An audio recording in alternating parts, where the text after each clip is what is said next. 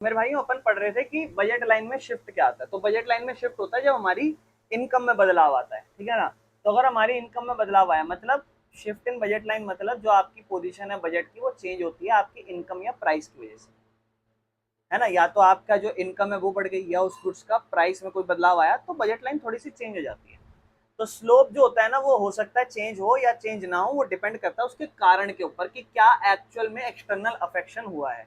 दो कारण है शिफ्ट का, एक आपकी इनकम में बदलाव आ जाए और एक पैरेलल शिफ्ट हो रहा है। जैसे आपकी इनकम में अगर बदलाव आएगा तो देखो मैं समझा चुका था, अगर आपकी इनकम बढ़ेगी तो बजट लाइन राइटवर्ड शिफ्ट होगी, इनकम कम होगी तो बजट लाइन मेरे भाइयों लेफ्टवर्ड शिफ्ट हो जाएगी। यानी कि अगर ये आपका बजट लाइन है नॉर्मल और आपका बजट लाइन लेफ्ट शिफ्ट हो गया, इसका मतलब आपकी इनकम कम हो गई। अब आप जो है कम कंज्यूम कर रहे हो, कम सेक्रीफाइस कर रहे हो, वो आपका ग्राफ चेंज हो गया।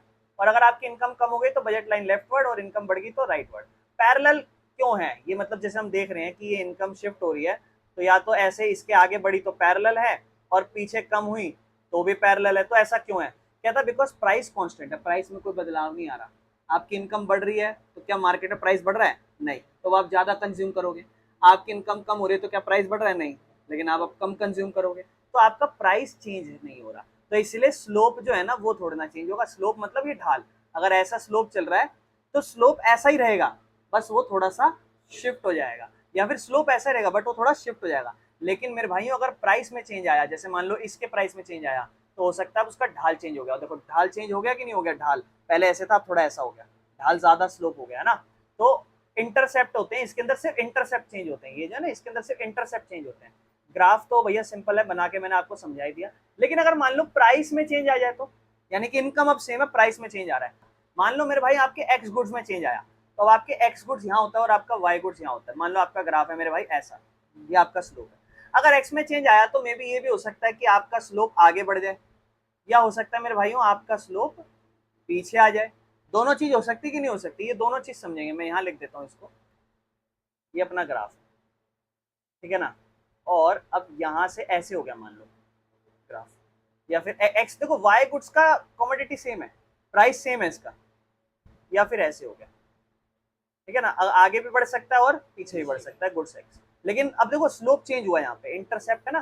देखो ध्यान समझना, आप देखो इसमें क्या कहा गया, कहता है प्राइस ऑफ एक्स, अगर मान लो प्राइस गिर गया तो कह रहा है बजट लाइन जो है ना वो वाई एक्सिस की तरफ राइटवर्ड फ्रॉम वाई एक्सिस, मतलब वाई एक्सिस से राइटवर्ड शिफ्ट करेगी। लेकिन अगर प्राइस ज्यादा हो गया तो बजट लाइन जो है ना वो रोटेट करेगी from Y axis leftward, Y axis के लेफ्टवर्ड जाएगी। मान लो प्राइस ऑफ एप्पल जो अपना फर्स्ट गुड्स है, इसका प्राइस बढ़ गया, और एक केस है जो एप्पल है उसका प्राइस कम हो गया। वाई गुड्स का प्राइस चेंज नहीं हो रहा, ये अपना ग्राफ है, मान लो ये अपना ए बी पॉइंट है। अगर प्राइस बढ़ गया, ठीक है ना, अगर प्राइस बढ़ गया तो मेरे भाइयों ये लेफ्टवर्ड आ जाएगा, बिकॉज अब आप उसका कंजम्पशन थोड़ा कम कर दोगे क्योंकि उसका प्राइस, फॉर एग्जाम्पल जैसे मान लो इनकम आपकी 100 रुपये है, इस केस में अभी बनाते हैं, इनकम आपकी 100 रुपये मान लो, और एक एप्पल आपका पहले पहले एक एप्पल आपका मान लो 5 रुपए का आता था, चलो 10 रुपए का आता था मान लो, और बनाना आपका 5 रुपए का ही आता था। अब मेरे भाइयों एप्पल आपका हो गया अपना 15 रुपए हो गया मान लो, चलो 20 मान लेते हैं, 20 हो गया, एप्पल का प्राइस बढ़ गया लेकिन बनाना का प्राइस वही है। अच्छा पहले आप क्या करते थे, पहले आप एप्पल को, फॉर एग्जाम्पल आप कंज्यूम करते थे एप्पल को 5 एप्पल, और बनाना आप कंज्यूम करते थे मेरे भाइयों 5 बनाना, सॉरी 10 बनाना, क्योंकि 5 एप्पल, एक एप्पल 10 रुपए का था, 5 धाम 50 रुपए आप एप्पल पे खर्च करते थे, और 5 बनाना थे, एक बनाना 10 रुपए का है, तो टोटल 10 बनाना लेके आप पूरा 100 रुपए का इनकम खर्च कर देते थे। लेकिन अब एक एप्पल तो मेरे भाइयों 20 रुपए का हो गया, एक एप्पल तो अपना 20 रुपए का हो गया। तो अपने को एक एप्पल जब 20 रुपए का हुआ तो बनाना तो आप वही खरीद रहे हो, 10 बनाना 5 रुपए के 50 रुपए खरीद रहे हो। लेकिन अगर आप एप्पल 20 रुपए के हिसाब से नहीं खरीद पाओगे 5 जैसे पहले खरीदे थे, अब आप खरीद पाओगे 2.5 एप्पल फॉर एग्जाम्पल, क्योंकि 2.5 × 20 आंसर आएगा आपका 50। नहीं, बनाना नहीं कंज्यूम, बिकॉज हम यही पढ़ रहे हैं, एक का प्राइस चेंज हो रहा है तो हम दूसरे की कंजम्पशन चेंज नहीं करेंगे, क्योंकि दूसरे के सिर्फ प्राइस में चेंज आ रहा है। भाई एप्पल आज सस्ता था, अब महंगा हो गया, बनाना के प्राइस में कोई चेंज नहीं आया, सिर्फ एप्पल के प्राइस में चेंज आया। सही है, कोई दिक्कत तो नहीं। अब आप खुद सोचो, आपका ग्राफ जो बन रहा था, वहां आपका ग्राफ पहले ऐसे बन रहा था, मान लो यहाँ 10 बनाना थे और ये 5 एप्पल थे। अब आप ये बताओ प्राइस बढ़ा कि कम हुआ, एप्पल का बढ़ गया, तो ये कंजम्पशन आपने 2.5 पे ले आया, तो आपका ग्राफ अपने आप ही लेफ्ट वर्ड शिफ्ट हो गया, कोई दिक्कत। लेकिन अगर आपका प्राइस कम हो जाए, मान लो अब एक एप्पल भी 5 रुपए का मिल जाए और बनाना भी 5 रुपए का, तो आप कह रहे थे भैया पहले हम 10 खरीद रहे थे, अब इसको पहले हम इसको 5 खरीद रहे थे क्योंकि 10 रुपए का मिल रहा था, अब ये भी कितने का मिल रहा है, 5 का मिल रहा है। ये भी पहले 10 का मिल रहा था एप्पल, अब ये भी कितने का मिल रहा है, 5 का। तो पहले जब मिल रहा था तो हम 50 रुपए खर्च कर रहे थे 5 एप्पल खरीद के, लेकिन अब 5 रुपए का मिल रहा है तो 10 खरीदेंगे तो क्वांटिटी अब 5 से कहां पहुंच जाओगे, 10। तो आपका ये price line right word shift हो जाएगा। सेम ऐसे ही वाई के भी प्राइस में चेंज होगा। क्या चेंज होगा, आप डायरेक्ट समझ लो, ये आपका वाई, अब एक्स में कोई चेंज नहीं हो रहा बेटा।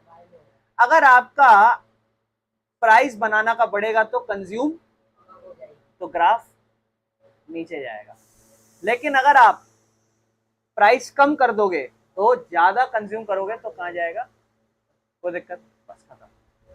समझ में आ गया। तो मुझे उम्मीद है आप ये प्राइस का चेंज करना समझ गए होगे बेटा, ठीक है, कोई दिक्कत तो नहीं है।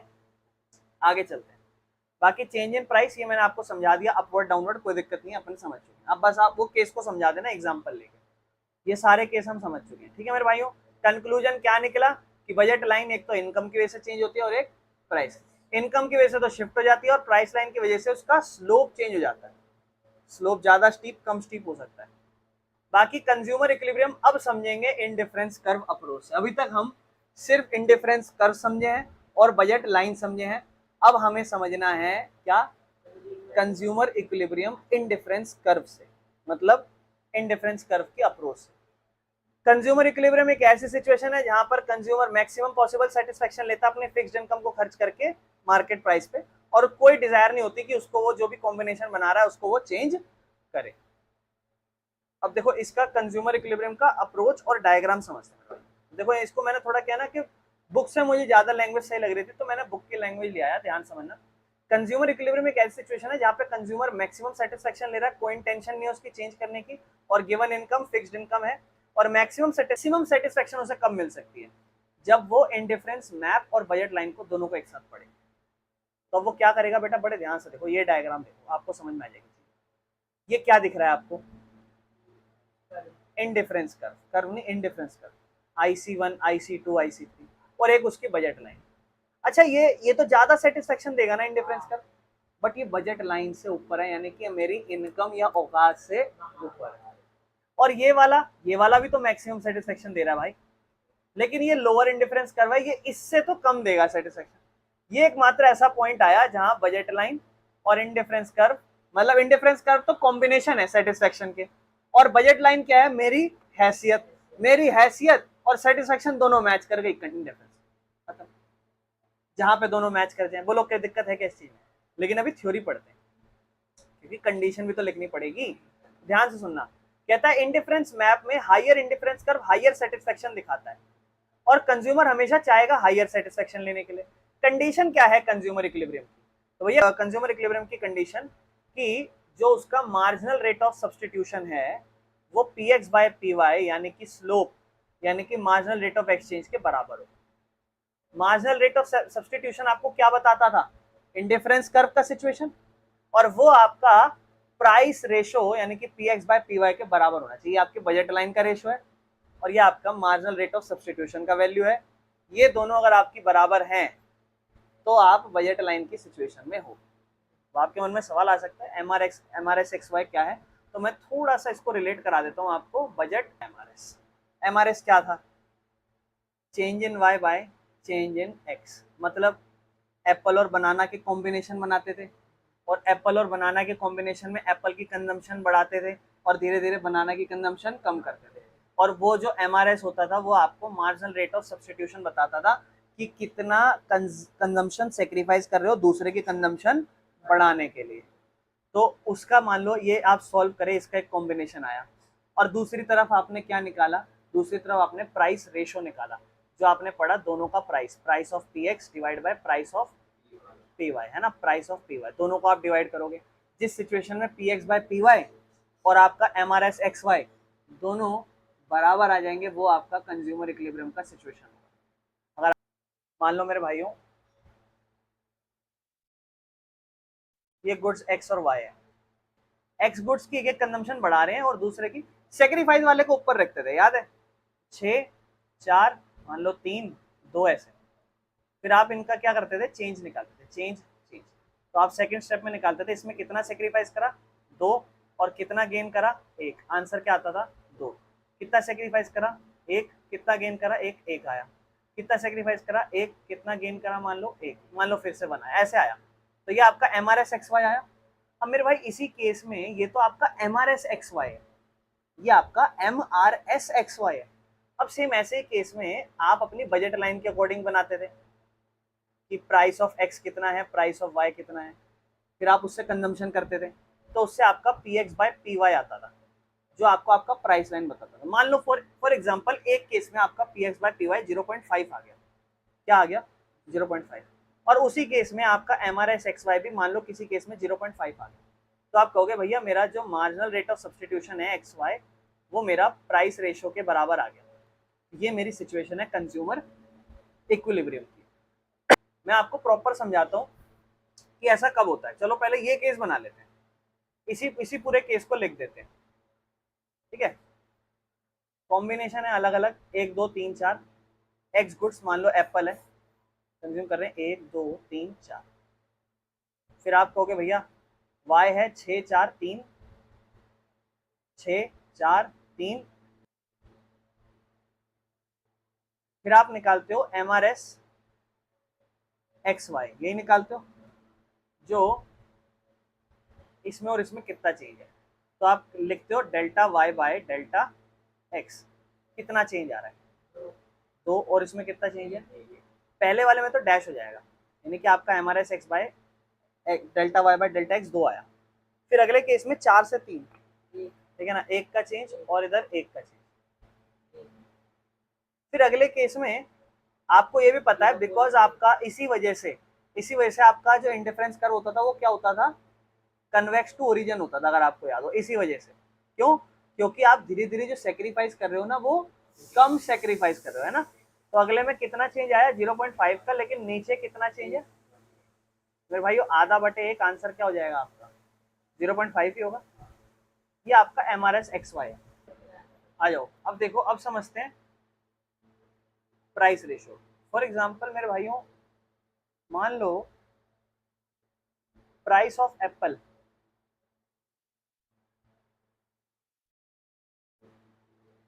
For example price of Apple 4 रुपए एंड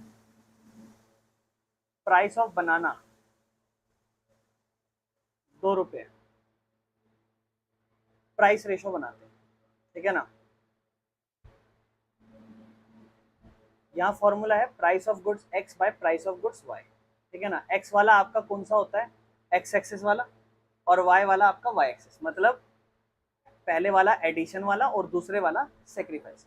प्राइस ऑफ एक्स मतलब ये आपका प्राइस ऑफ एक्स मान लो, अगर आप एप्पल को धीरे धीरे खरीदते जा रहे हो, और प्राइस ऑफ वाई मतलब बनाना मान लो जिसको आप धीरे धीरे सेक्रीफाइस कर रहे हो। आपको पता है इसका फॉर्मूला आपका P X by P Y है। प्राइस ऑफ एक्स आप लिखोगे 4, प्राइस ऑफ वाई आप लिखोगे 2, आंसर आएगा कट के। तो आप कहोगे स्लोप या फिर प्राइस रेशो कितना है 2, प्राइस रेशो कितना है 2। इसका मतलब, अब इसका मतलब क्या है ना, ये वाली जो बात मैंने लिखी इसको भी मैं समझाता हूँ मेरे भाइयों। इसका मतलब ये है कि जब आप फॉर एग्जाम्पल सॉरी अगर आप एक एप्पल खरीद रहे हो तो आपको दूसरी तरफ एक एप्पल कितने रुपए का 4 रुपए, तो इनकम आपकी लिमिटेड है, तो आपको दूसरी तरफ 4 रुपए के बनाना कम करने पड़ेंगे, और एक बनाना कितने का है 2 का, तो कितने बनाना सेक्रीफाइस करने पड़ेंगे 2। एक बनाना 2 रुपए का है, 2 बनाना सेक्रीफाइस करोगे तो आप कितने रुपए का सेक्रीफाइस करोगे, एक एप्पल गेन करने के लिए 2 बनाना का सेक्रीफाइस करना, यही हमारा प्राइस रेशो बताया, 2 हर यूनिट पे 2 का सेक्रीफाइस। और यहीं पर आपको ढूंढना है आपका MRS XY कहां पे 2 आ रहा है, ये रहा 2। तो ये सिचुएशन और ये सिचुएशन एक दूसरे के बराबर पाई गई। This is the situation of consumer equilibrium, जहां पर वो इस कॉम्बिनेशन के साथ मैक्सिमम सेटिस्फेक्शन ले रहा है and he do not want to change. ये भी वही सिचुएशन है मैक्सिमम सेटिस्फेक्शन की, लेकिन इसमें हमारे बजट लाइन के अकॉर्डिंग कंडीशन नहीं मिल रही। हमारा बजट क्या है, प्राइस लाइन पे डिपेंड करेगा 2। जहां पर MRS XY 2 आ गया जो हमारे बजट लाइन के बराबर होता। अगर मान लो हमारा price of X PX by PY answer 1 आता, तो हम ये सारे कॉम्बिनेशन है, किस कॉम्बिनेशन में MRS XY 1 आ रहा है, सेकेंड कॉम्बिनेशन में, जहां 2 एप्पल और 3 बनाना खरीद रहे हैं। ये वाली सिचुएशन हमारी कंज्यूमर इक्विलिब्रियम की बेस्ट सिचुएशन होती है। ये तो सारी बेस्ट पॉसिबल कॉम्बिनेशन है, लेकिन हमारी बजट लाइन, हमारी हैसियत के अकॉर्डिंग कौन सा कॉम्बिनेशन हमें बेस्ट सुटेबल है मेरे भाइयों, तीसरा जो भी होगा। क्या समझ पा रहे हो मेरी बात? यानी कि यहां से हम ये कंक्लूजन निकाल रहे हैं, अगर हम ऑर्डिनल अप्रोच से कंज्यूमर इक्विलिब्रियम समझेंगे कभी, तो मेरे भाइयों हमें कंज्यूमर इक्विलिब्रियम को अगर हम ऑर्डिनल अप्रोच से समझेंगे तो थोड़ा हमें बजट लाइन भी समझा सकते हैं, थोड़ा हम इंडिफरेंस कर्व के बाद हम क्या समझाएंगे, मार्जिनल रेट ऑफ सब्सटीट्यूशन, जहां हम ये बोलेंगे कि एक एक यूनिट जब प्रोड्यूसर या कंज्यूमर कंज्यूम करता है तो दूसरे यूनिट को वो सेक्रीफाइस करता है, और जब वो एक एक यूनिट को सेक्रीफाइस कर रहा है वही सेक्रीफाइस धीरे धीरे कम होता जाता है, जिस वजह से मार्जिनल रेट ऑफ सब्सटीट्यूशन बनता है। और फिर आता है बजट लाइन कि उसकी बजट कितना है, बजट लाइन का रेशो बनता है price ratio PX by PY। जब ये दोनों मैच कर जाएं तब कंज्यूमर अपनी इक्विलिब्रियम की सिचुएशन में होता है। यानी कि अब देखो इसी चीज को समझो, यही जो चीज आगे जाके हमारी समझी हुई है चैप्टर में, कि अब देखो यही कि जो हमारा मार्जिनल रेट ऑफ सब्सटीट्यूशन है वही प्राइस रेशो के बराबर होगा मार्जिनल रेट ऑफ एक्सचेंज के, कि हम कितने से कितने को एक्सचेंज कर रहे हैं। अगर मान लो आपका MRS XY PX by PY से ज्यादा हुआ, आपका MRS XY ज्यादा हुआ, इसका मतलब सुनना मेरी बात ध्यान से, देखो अब अभी आप समझोगे। इस केस पर आओ बेटा, इस केस में फॉर एग्जांपल आपका PX बाय PY 2 है, लेकिन मान लो आपका कहीं ना कहीं MRS XY 3 आ जाए, मान लो MRS XY कितना आ जाए, तो आप कहोगे MRS XY हमारा ज्यादा है PX बाय PY से, ये चीज है कि नहीं है? तो आप उस सिचुएशन में क्या कहोगे, आप कहोगे भैया इसका मतलब ना मेरे को नीचे का कोई कॉम्बिनेशन ढूंढना है। अब नीचे का कॉम्बिनेशन कैसे बनेगा, आप कहोगे भैया इसका मतलब मैं और यूनिट X की कंज्यूम करूंगा और Y की और यूनिट सेक्रीफाइस करूंगा, तभी मुझे कोई दूसरा कॉम्बिनेशन दिखेगा, है कि नहीं? यानी कि अगर आपका MRS XY ज्यादा है PX बाय PY से, इसका मतलब वो एक यूनिट X की ज्यादा कंज्यूम करेगा Y के कंपैरिजन में, ताकि उसका MRS फॉल करे और गिरे, जिस वजह से MRS XY PX by PY के बराबर आ जाए। लेकिन अगर MRS XY PX by PY के कम हो, मतलब अगर ऐसी सिचुएशन बन जाए जहां आपका MRS XY कम हो PX बाय PY से, तो ये क्या सिचुएशन होगी, ध्यान समझना। इस सिचुएशन में मान लो PX बाय PY आपका 2 है और MRS XY आपका 0.5 है मान लो, तो आप ऊपर वाली सिचुएशन में वापस जाओगे, ऊपर वाली सिचुएशन में जहां पर आप जो Y की कंजम्पशन है वो एक तरीके से बढ़ा दोगे और X की कंजम्पशन जो है वो एक तरीके से, क्योंकि खुद सोचो ना, यहां आप बढ़ा रहे हो और यहां आपका MRS क्या होता है आपको पता है, जैसे जैसे आप ज्यादा यूनिट बढ़ाते हो, दूसरी सेक्रीफाइस करते हो, तो आपका MRS XY गिरता जाता है, कम आंसर आता है, 2, 1, आधा। क्यों? क्योंकि आप X का यूनिट ज्यादा कंज्यूम करते हो Y से। लेकिन अगर आपको वापस जाना पड़े, उल्टा वापस MRS XY बढ़ाना पड़े, तो आप क्या कहोगे, कहोगे भैया तो जो X का यूनिट हम बढ़ा रहे हैं ना वापस से, इसको कम करना शुरू कर देते हैं और Y का कंजम्पशन बढ़ा, जिस वजह से MRS XY हमारा बड़ा हो जाए PX बाय PY से। तो देखो इस सिचुएशन में ये लिखा होगा, इसका मतलब हम एक यूनिट जो है ना X का, वो अब क्या करेंगे, अच्छा अगर हमारा कम आ जाए तो उसको हम विलिंग टू सेक्रीफाइस करेंगे एज कम्पेयर टू Y, यानी कि अब हम X को सेक्रीफाइस करना शुरू कर देंगे, ठीक है ना। और MRS हमें पता है कंटिन्यूसली फॉल होता है, हमारी ये बात तो हमें क्लियर है। बाकी मेरे भाइयों ये अपना क्वेश्चन केस है, ठीक है ना, इसी केस को हम ऑलरेडी आपको समझा चुके हैं, ठीक है ना, यही सेम चीज क्लियर है, समझ में आ गया। ये हमारा लास्ट टॉपिक था मार्जिनल कंज्यूमर इक्विलिब्रियम का।